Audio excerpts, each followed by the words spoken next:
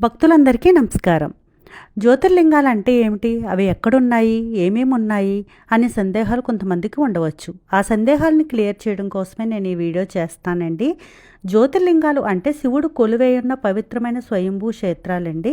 హిందూ సాంప్రదాయ ప్రకారం పరమశివుడు జ్యోతి రూపంలో భూమిపై అవతరించిన 12 ప్రదేశాలను ద్వాదశ జ్యోతిర్లింగాలని పిలుస్తారు.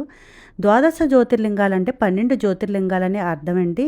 శివుడు ఈ 12 ప్రదేశాలలో లింగాకారంలో స్వయంగా వెలిసి ఉంటాడు. ఈ క్షేత్రాన్ని దర్శించడం వల్ల మోక్షం లభిస్తుందని, పాపాలు నశిస్తాయని భక్తుల నమ్మకం అండి. జ్యోతిర్లింగాలు మొత్తం 64 ఉన్నప్పటికీ వాటిలో ఈ 12 మాత్రమే ప్రాముఖ్యతను సంతరించుకున్నాయండి. ఆ 12 కూడా నేను మీకు ఇప్పుడు చెప్తానండి.